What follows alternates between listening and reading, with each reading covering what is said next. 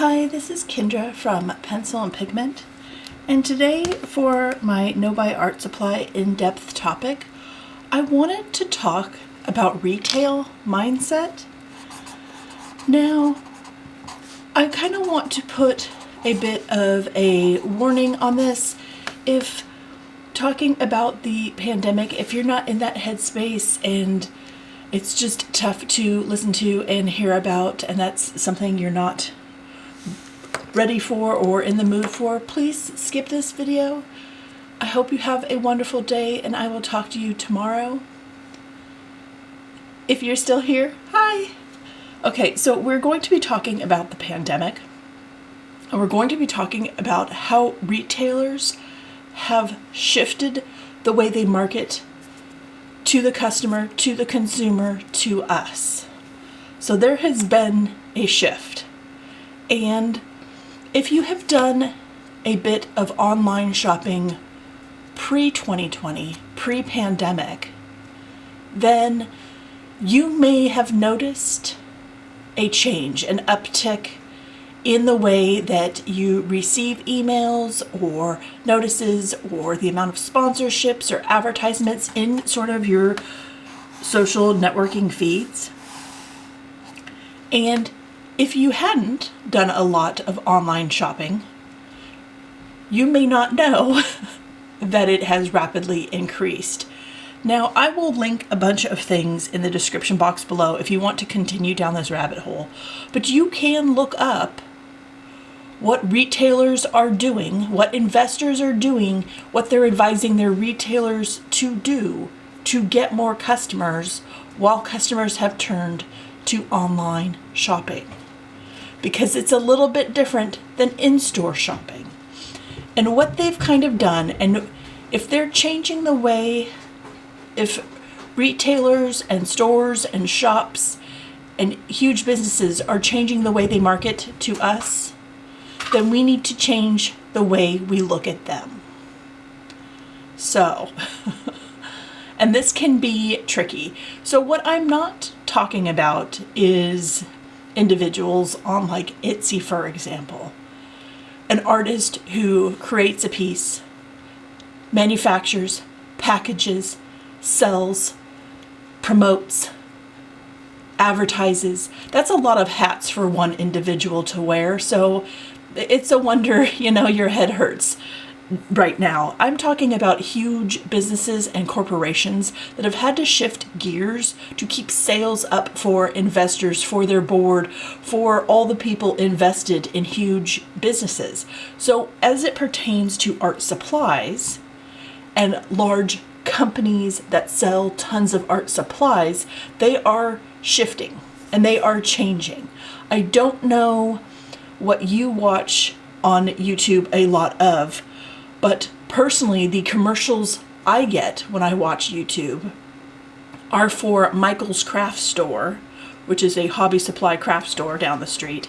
It's very targeted to my interests, to the things I'm always looking at on all social networking platforms. Now, we know there's an algorithm that sort of tracks your interests and the things you do and the things you look up and browse, and they make sure to collect that data and organize it in a way to engage you with advertisements. So, if you are not purchasing 100% online, they are still doing online sort of touch points, making sure that through sponsorships on your Instagram feed and commercials still have bullet journals if you are interested in taking notes. Or if you're an artist, making sure you still see advertisements for maybe office supplies. Or if you're doing a no-buy for makeup, making sure you still see skincare items. It's sort of a tangent. It's sort of a loophole, and they think maybe you'll still go for it. And they're marketing that way. The other one that is sort of can be a little bit more obvious when they're marketing or trying to get the attention of buyers and purchasers and individuals such as ourselves is where the company acts like an individual. witty quips, they're in people's comment section, they're responding to individuals. It's very much sort of a level of engagement using humor, using personalization, but that is also another touch point to remind you of who they are, their company, and the products they sell. Everything they do in any form of engagement online is a touch point to get you to come back to them.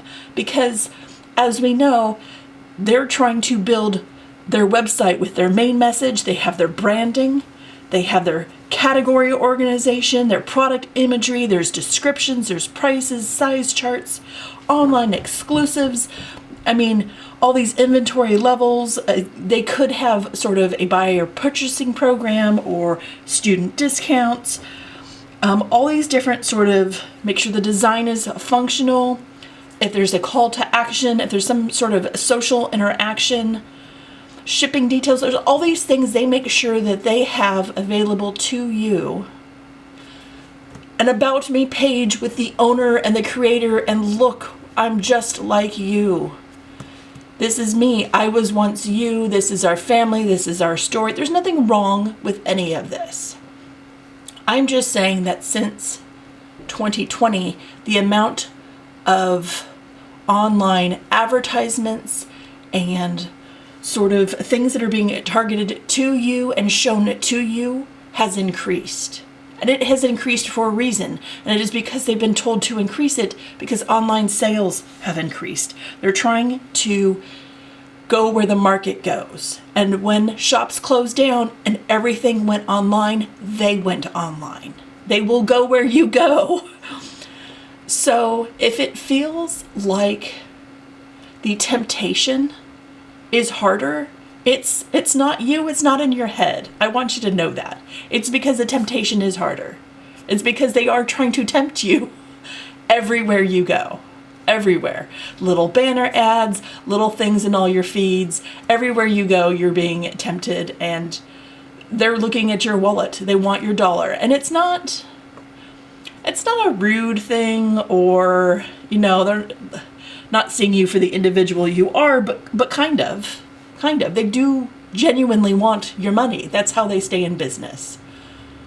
So when we look at the retail mindset and see that everything's shifted online, and know that the younger generations, they shop more online, and retailers know this, investors know this, they've grown up with all these technologies. This isn't a strange thing for them. So this is where they come at you. They try and appeal to you and always be in your thoughts somewhere. Always linked to you somewhere.